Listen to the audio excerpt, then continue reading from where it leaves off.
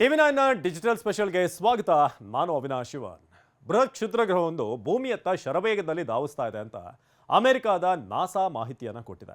ಇದೇ ಎಲ್ಲ ಕಡೆ ಈಗ ಬಹಳ ಟ್ರೆಂಡಿಂಗ್ ಅಲ್ಲಿರುವಂತಹ ವಿಚಾರ. ಸೆಪ್ಟೆಂಬರ್ 15ನೇ ತಾರೀಕು ಇದು ಭೂಮಿಯ ಹತ್ತಿರ ಬರಲಿದೆ. ಭೂಮಿಗೆ ಏನಾದರೂ ಅಪ್ಪಳಿಸುತ್ತಾ ಅನ್ನೋದು ಸಹಜವಾಗಿರುವಂತಹ ಪ್ರಶ್ನೆ. ಆದರೆ ಈ ಪ್ರಶ್ನೆಗೆ ಏನಿದು, ಯಾಕೆ ಬರ್ತಾ ಇದೆ, ಇದೆಲ್ಲದರ ಬಗ್ಗೆ ಕೂಡ ಒಂದಷ್ಟು ಡೀಟೇಲ್ಸನ್ನು ನೀಡ್ತಾ ಹೋಗ್ತೀವಿ.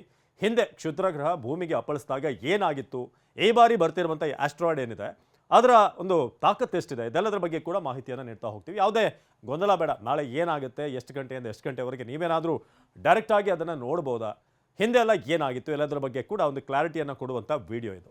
2024 ON ಎಂದು ಹೆಸರಿರುವಂಥ ಈ ಒಂದು ಕ್ಷುದ್ರಗ್ರಹ 60 ಅಂತಸ್ತಿನ ಕಟ್ಟಡದಷ್ಟು ಅಥವಾ ಸುಮಾರು 2ರಿಂದ 3 ಫುಟ್ಬಾಲ್ ಮೈದಾನಗಳ ಗಾತ್ರವನ್ನು ಹೊಂದಿದೆ ಅಂತ ಹೇಳಲಾಗ್ತಾ ಇದೆ.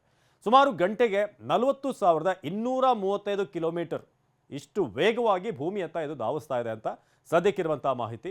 2024 ಸೆಪ್ಟೆಂಬರ್ 15ನೇ ತಾರೀಕು ಭೂಮಿಯ ಅತ್ಯಂತ ನಿಕಟದಲ್ಲಿ ಇದು ಪಾಸ್ ಆಗುತ್ತೆ ಅಂತ ನಾಸಾ ವಿಜ್ಞಾನಿಗಳು ಹೇಳ್ತಾ ಇದ್ದಾರೆ. 2024 ಸೆಪ್ಟೆಂಬರ್ 5ನೇ ತಾರೀಕು ಜೆ ಬೊರಿಸೋವ್ ಪತ್ತೆ ಹಚ್ಚಿರುವಂಥ ಕ್ಷುದ್ರಗ್ರಹ ಇದು. ಸೆಪ್ಟೆಂಬರ್ 15ರಂದು ಭೂಮಿಯ ಸುಮಾರು 6,20,000 ಮೈಲಿ ಸನಿಹದಲ್ಲಿ ಇದು ಹಾದು ಹೋಗುತ್ತೆ. ಕ್ಯಾಲಿಫೋರ್ನಿಯಾದಲ್ಲಿರುವಂಥ ನಾಸಾದ ಜೆಟ್ ಪ್ರೊಪಲ್ಷನ್ ಏನಿದೆ ಅಲ್ಲಿಂದ ಲ್ಯಾಬೊರೇಟರಿ ಕ್ಷುದ್ರಗ್ರಹದ ಪಥವನ್ನು ನಿಕಟವಾಗಿ ಗಮನಿಸ್ತಾ ಇದೆ. ಇದು ಭೂಮಿಗೆ ಅಪ್ಪಳಿಸುವಂಥ ಸಾಧ್ಯತೆ ಕನಿಷ್ಠವಾಗಿದೆ ಅಂತ ನಾಸಾ ಹೇಳಿದೆ. ಹಾಗಾದರೆ ಭೂಮಿಗೆ ಅಪ್ಪಳಿಸುವಂಥ ಸಾಧ್ಯತೆ ಹೇಗೆ, ಏನಾದರೂ ತನ್ನ ಪಥವನ್ನು ಬದಲಿಸಿ ಭೂಮಿ ಕಡೆ ಬರುತ್ತಾ ಅನ್ನೋದು ಸಾಮಾನ್ಯವಾಗಿ ಎಲ್ರಿಗೂ ಕೂಡ ಇರುವಂಥ ಪ್ರಶ್ನೆ. ಕ್ಷುದ್ರಗ್ರಹದ ಮಾರ್ಗ ಸ್ವಲ್ಪ ಮಟ್ಟಿಗೆ ಬದಲಾದರೂ ಕೂಡ ಅದು ಭೂಮಿಯ ಕಡೆಗೆ ಹಿಂತಿರುಗುವಂಥ ಸಂಭವನೀಯತೆ ತುಂಬ ಕಡಿಮೆ ಅಂತ ಈಗ ಸದ್ಯಕ್ಕೆ ಹೇಳಲಾಗ್ತಿದೆ.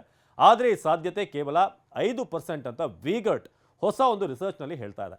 ಅಂದರೆ ದುರಂತದ ಘರ್ಷಣೆಯ ಸಂಭವನೆ ಏನಿದೆ ಅದು ಸಂಭವನೀಯತೆ ಒಂದಷ್ಟು 2 ಶತಕೋಟಿಯಲ್ಲಿ 1ಕ್ಕಿಂತ ಕಡಿಮೆ, ಅಷ್ಟು ಪರ್ಸೆಂಟೇಜ್ ಅಂತ ಹೇಳಲಾಗ್ತಾ ಇದೆ. ಇನ್ನು ಇದರ ಜೊತೆಗೆ ಅಪೋಫಿಸ್ ಅನ್ನುವ ಕ್ಷುದ್ರಗ್ರಹ ದೊಡ್ಡ ಕಂಟಕವನ್ನು ಎದುರಿಸ್ತಾ ಇದೆ. ಯಾಕಂದರೆ ನಮಗೆ ಭೂಮಿಗೆ ಮುಂದಿನ ದಿನಗಳಲ್ಲಿ ಇದರ ಬಗ್ಗೆ ನಮ್ಮ ಸೋಮನಾಥ್ ಅವರು ಕೂಡ ಮಾತನಾಡಿದರೆ ಇಸ್ರೋ ಬಗ್ಗೆ, ಈ ಗ್ರಹ ಭೂಮಿಗೆ ಬಂದು ಅಪ್ಪಳಿಸುವಂಥ ಸಾಧ್ಯತೆ ಇದೆ ಅಂತ. ಇದು ಮುಂದಿನ 5 ವರ್ಷಗಳಲ್ಲಿ ಭೂಮಿಗೆ ಆತಂಕ ಇದೆ ಅಂತ ಹೇಳಲಾಗ್ತಿದೆ. ಈಗ ಬರ್ತಿರುವಂಥ ಆಸ್ಟ್ರಾಯ್ಡ್ ಏನಿದೆ ಅದು ಅಂಥ ಆತಂಕ ಅಲ್ಲದೇ ಇದ್ರೂ ಕೂಡ ಮುಂದಿನ 5 ವರ್ಷದಲ್ಲಿ ಇದು ಆತಂಕವನ್ನು ಉಂಟು ಮಾಡ್ತಾ ಇದೆ. ಅದರ ಹೆಸರು ಅಪೋಫಿಸ್.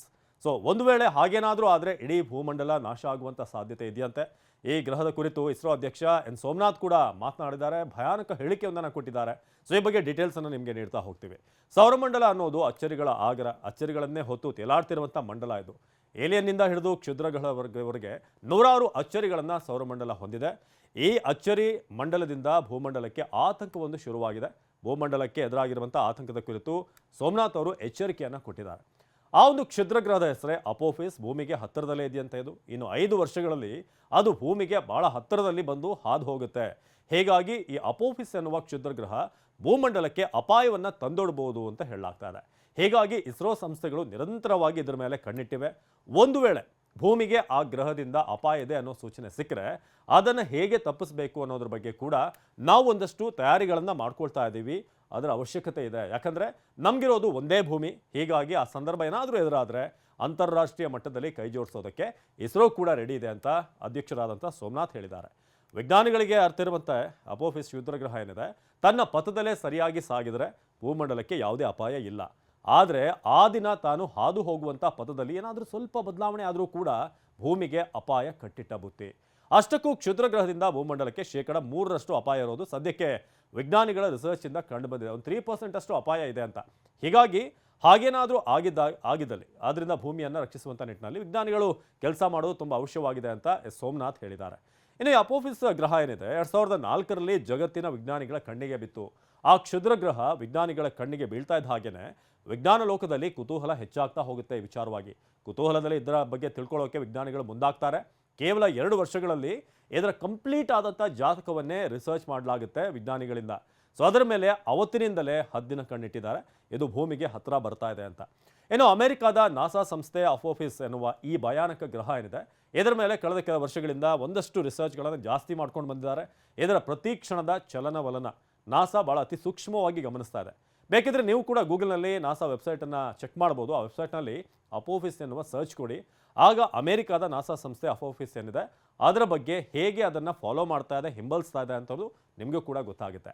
ಹಾಗೆಯೇ ಮುಂದಿನ ದಿನಗಳಲ್ಲಿ ಅಪೋಫಿಸ್ ಕ್ಷುದ್ರಗ್ರಹ ಏನಿದೆ, ಮುಂದಿನ ದಿನಗಳಲ್ಲಿ ಭೂಮಂಡಲಕ್ಕೆ ಎದುರಾಗಬಹುದಾದಂಥ ಅಪಾಯಗಳೇನು, ಅದರಿಂದ ಹೇಗೆ ಪಾರಾಗಬೇಕು, ಇದೆಲ್ಲದರ ಬಗ್ಗೆ ಕೂಡ ಡಿಟೇಲ್ ಆಗಿ ಕಾರ್ಯಾಚರಣೆ ಕೂಡ ಮಾಡ್ತಾ ಇದೆ. ಸದ್ಯದಲ್ಲೇ ಇದರ ಬಗ್ಗೆ ಇನ್ನೊಂದು ಸ್ಟೇಜ್ ಏನಿದೆ ಅದು ಕೂಡ ಪ್ರಿಪ್ರೇಷನ್ ಆರಂಭ ಆಗುತ್ತೆ.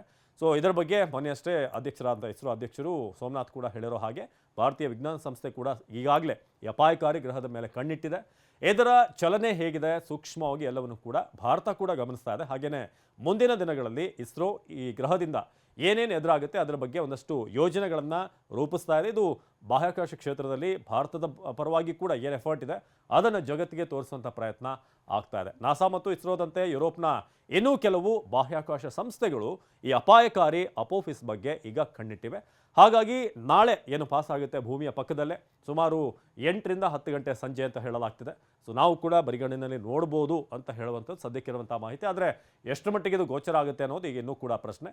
ನೀವು ಕೂಡ ಮನೆಯ ಟೆರೆಸ್ಗೆ ಹೋಗಿ ನಾಳೆ 8ರಿಂದ 10 ಗಂಟೆ ಏನೇನಾಗುತ್ತೆ ದಯವಿಟ್ಟು ನೋಡಿ. ನಿಮ್ಮ ಕಣ್ಣಿಗೆ ಏನಾದರೂ ಬಿದ್ದರೆ ಅದನ್ನು ಸ್ಟೇಟಸ್ಗೋ ಅಥವಾ ಬೇರೆ ಬೇರೆ ಸೋಷಿಯಲ್ ಮೀಡಿಯಾದಲ್ಲಿ ನೀವು ಕೂಡ ಹಾಕ್ಕೊಳ್ಬೋದು. ಸೊ ಇದಾಗಿತ್ತು ಈ ಆಸ್ಟ್ರಾಯ್ಡ್ ಸಂಬಂಧಪಟ್ಟ ಹಾಗೆ ಕ್ಷುದ್ರ ಗ್ರಹಕ್ಕೆ ಸಂಬಂಧಪಟ್ಟ ಹಾಗೆ ಡೀಟೇಲ್ಸ್. ನಿರಂತರ ಸುದ್ದಿಗಾಗಿ ನೋಡ್ತಾ ಇರಿ TV9.